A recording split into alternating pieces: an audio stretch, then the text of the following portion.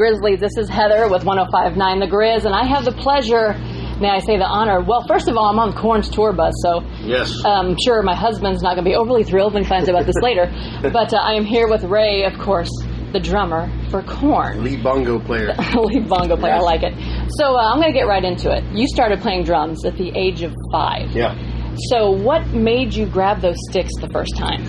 It's weird because there's no one in my family in music. And Right. it's like my parents always played Chuck Berry, Beatles, Elvis, Zeppelin. They were rockers, you know. Right. But they never, I'm sure some ancestor way down the chain had to be some classical composer. But I just always gravitated towards drums. I always like open up the Kiss records and look at Peter Criss and like John Bonham, and I'd watch Buddy Rich on TV, and it just like, I knew at a very young age, which is really strange. I knew in my early teens that I was going to do this the rest of my life, you know. Wow. Whether I was rich, poor, famous band, local band, I didn't care, you know, so. You just knew you were going to grab those sticks and make something out of it. So you were a teacher initially. So what made you take the jump from teaching drums to just going out and being a professional drummer? Well, I did it kind of interspersely. Like my mom is a principal of 3 schools. She's retired. My uncle's a teacher. My aunt's a teacher. My cousin's. Wow, you're lying. Yeah, runs in my family. So I never intended to be a teacher. I just, when I moved to Hollywood from Pittsburgh after graduation, I went to a music school called Musicians Institute. Okay, and it was a lot of jazz. Jazz, Latin, funk, reggae, everything but rock. So I was like, hey man, I'm this rocker kid off the farm, what about teaching me some of that? And they're like, you have to learn these basics first and all this stuff. And I liked it, but I kind of secluded myself from the school, and I locked myself in another room, and I just played the records and kind of did my own thing. 2 years goes by, I graduate from the school, I graduated and 2 years goes by. And then the director called me up because, hey man, there's so many people complaining about no rock programs. Would you be interested in maybe writing a curriculum? I'm like, I'm 21 years old. Right, but obviously they knew you had skills. But that's the thing. And he goes, your passion, your drive is so vast that we want that in the school. And so I did. I started a class. I started 3 hours a week. And that led to 33 hours a week. Wow. So it was really bizarre. So I started, I'd walk into the class and he'd be like, where's the teacher? Looking past me. Because you're a peer. Yeah, right. And so I kind of got just knocked into it. And then in the meantime, I was trying to original band. I was trying to do sessions. And then I finally got a tour. I got the Jakey Lee tour, who was in Ozzy Osbourne and Badlands. Right. That was my first official bus in 94. But then I'd get off the road. And what do? I'd go teach back at the school. I'd go do sessions. And, so I just kind of did this as I was trying to get original bands off the ground, like how Korn did it. Right. That's the ultimate dream, to do a record like that and have it hit to the masses. Right. I mean, but a very small percentage of musicians do that. So. Right. And you did play with David Lee Roth as well. 8 years, 97 to 05, and I still got the voice to prove it, honey. I still talk just like him. Having David Lee Roth as your roommate and having him as a singer are 2 different things. Really? So a location like this, a bus. Right. But I learned a lot. I love the guy. I grew up to Van Halen. Dave was hanging on my walls when I was 10. So to be in a band, there wasn't one gig that didn't go by that I didn't go, that's David Lee Roth. That's really him. I mean, because it's surreal. I'm still a fan, I don't get into the whole I'm a rock star crap thing. So, yeah, that was a really good eye-opener gig for me, because he's the one that taught me, just because you're a drummer in the back, people are paying money to see a show. Right. Don't just sit there like you're waiting for the bus. And you were part of the act, too. And he really messed me up. He's like, pull some of that marching corps stuff you did in high school in my band. And it made me think of drumming a whole different way. And to this day, I'm more of like a visual kind of player. Because I hate watching boring rock drummers. Right. So I want to feel what you're feeling if I'm in the audience, So that's my perspective. So you go from a David Lee Roth style band, which is more of a old school traditional rock band, to a new metal band like Korn. Well, I had an Army of Anyone in between that. Okay. So it kind of built you up to... Robert and Dean from STP and Richard from Filter. Yeah. So we had a little band, tried to do well. It was kind of mismanaged and we had our guinea pigs on the new label. But it was a great band. I still encourage people to go check out that record. But that led me to Korn. We had the same managers.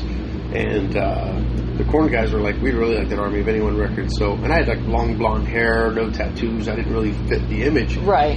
But the manager's like, well, the original drummer had a surfer cut and he didn't look the dread thing. And I was like, oh yeah, that's right. So I auditioned and I got the gig, in 07, October. And it's October starts my 11th year in the band. Wow. It's crazy. It is crazy. Yeah. Now, as far as, I know you have a side project with KXM, with George Lynch and Doug Pinnick. I always get his name wrong. But is that something you're going to continue to do as a side project? Because we played 2 of your songs on the Grizz. Yes, we did. Awesome. We were a big supporter I appreciate of those. that. Yeah. There's people like yourself that are helping and spread the word, because a lot of people don't. The meet and greet today, we had people bring a Scatterbrain CD up to me. I was like, wow, that's so cool. Awesome. Because we all have our own outlets. Our baby is Korn, and it always will be. Right. But it's okay to branch out and write other stuff. Explore a little bit. Yeah, I mean, John's got great stuff out. Monkey's got Fear in the Nervous System CD he released a few years back. Head's got his own thing. Right. Fieldy's releasing a bass record that I played a couple songs on. Awesome. It's coming out probably either the end of this year or beginning of next. Okay.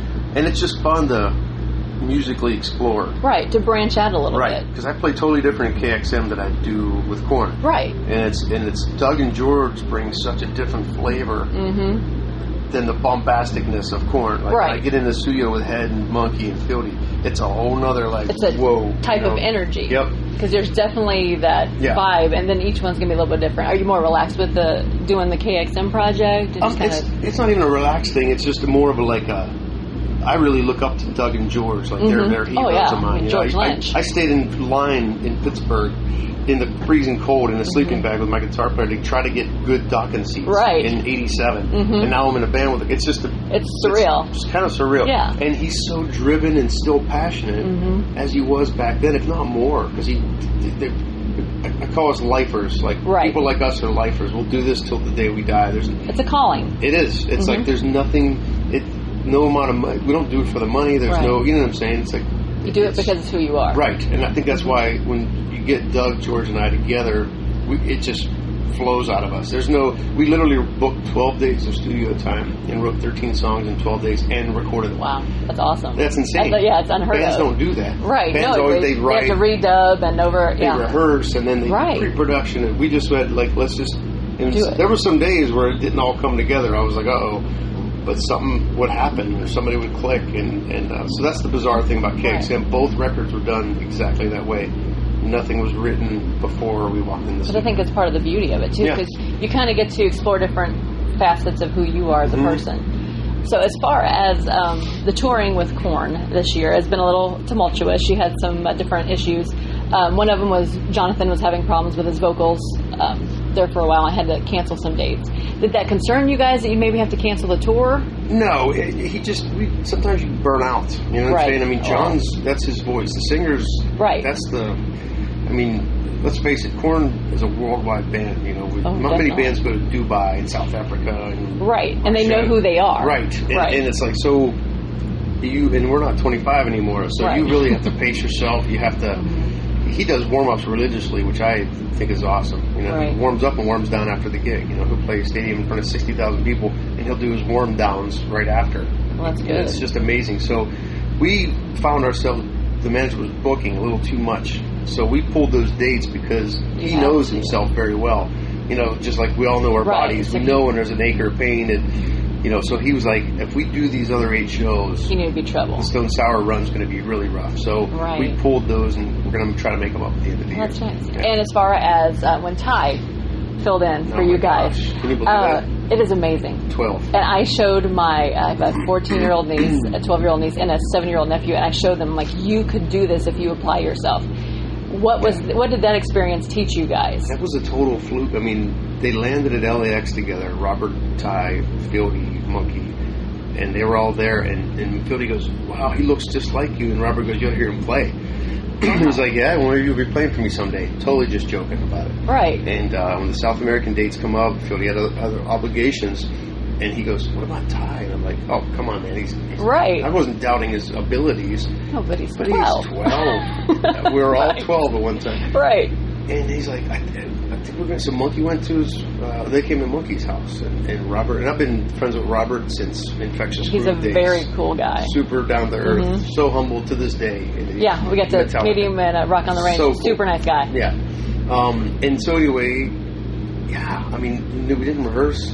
I mean, I'm on a flight to Bogota, Colombia. Right. In my head going, oh, this is going to be there's horrible. a lot of professional bass players out there, and we got... Right. And Robert's on the flight with it. I mean, Robert came down and basically teched for his son. So it was he the was a raddest. stage dad. Being a dad, it was like the coolest thing on the planet. I had chills. He's like, okay, Ty, you're a little bit sweaty. You want to change shirts now? And he's like, yeah, I'm okay, Dad. Yeah, okay. Oh, let me check your tuning. And Robert's like checking his tuning. And these fans, you could tell the fans were like looking at Robert like, holy crap! You're the dude, and you're playing. You know, that's awesome. Killed though. 7 shows. Yes, he did. I watched that on YouTube. I can't tell you how many times. 50,000 people in Lima, Peru. I go, hey Ty, you nervous? He goes, no. Maybe that's the beauty of being 12 years old. Because someone like me, I would have been pissing my pants. You know, I still get jittery. I mean, it's like it's just he had nothing, and he had such fun with it. He had such great manners, and his demeanor was like. I'm like, he was Robert, raised right. yes. You could tell. Yep. That's awesome. Yep. So, as far as you, what inspires you daily? What makes you have the drive to keep doing what you're doing? Like I said before, we're just lifers. This is what we have your good days and bad days like anything. Mm-hmm. This is the work, and it looks luxurious, and we do travel nice, and we have nice hotels. But the work part, you're on stage an hour and a half a night to 2 hours. The other 22 and a half hours, you're traveling. It's not as glamorous as people think it is. You know? I would guess it wouldn't be. It's especially when you get in your 40s. It's like it's a whole other ballgame. So we really try to pace ourselves and. We just live for the stage. I can't wait to write the next Korn record. I can't wait to hear it. Yeah, I mean, thanks. I mean, we're all in a great place in our lives right now. Everyone's focused. Right. There's no drama. We're all about music and families. Well, and part of it, I think, is being in your 40s, because I just turned 41. And I was in radio when I was in my early 20s and got out of it for 17 years and been back now almost 3. Wow. And I'm a completely different person than I was then, because you have different life experiences, and you realize there's certain things you're put on this earth to do, and that was me with radio. And I know it doesn't pay nothing, but I get paid to do stuff like this, so if it's ingrained, then it's one of those things. Yeah. You just find the beauty. That's a big break, 17 years. It's a huge break. I have musician friends that take a couple of years off, but that's it. It was one of those weird things, and I just called my old boss and said, I'm back in town. Yeah. And after I was home for 10 years, he had no idea. I was trying to find myself again. Divorce does that crap to people. Yeah. And then suddenly it was just like, one day I was like, you know what, just take the damn leap and go back. And it has changed my life. Good for you. So it's one of those things. I understand the lifing thing, because I'm going to be the 80-year-old rocker chick still on the radio rocking it out. There's no pension in rock and roll. No, there's not. That's what husbands are for. Oh yeah, my husband's a former Marine, so that's why I'm going to lean on that. There you go. But other than that, if you could choose 3 bands for you guys to be on tour with, who would you have, do your headline festival? Like currently? Mm-hmm. Like now? Well, I'm fans of so many bands. I don't know. I'm still a Nails fan. I love Trent. I love Nails. They got new stuff coming. We were just talking about Deftones, because we're on the same management as Deftones now. And Korn used to tour with them a long time ago. And we haven't done it in so long. I'd love to. If I was a fan and I went to see Korn and Deftones, that would be awesome. So bummed. And, and then, God, who else? I don't know. I'm trying to think of live acts, because there's bands that I like that aren't that good of live bands. You know what I'm saying? And you have those. You'll have studio bands, and then you'll have live bands. And there's bands that just go off the hook. It's like, I would love, if Zach came back to Rage Against the Machine, I would love Rage to absolutely, because it's such a pummeling experience, and people leave there exhausted, and to me that's a good rock show when people are just like, so Well, I think we're getting the wrap-up time, so we will do that. Cool. Nice meeting you. I appreciate it. Nice meeting you. Thanks for having me.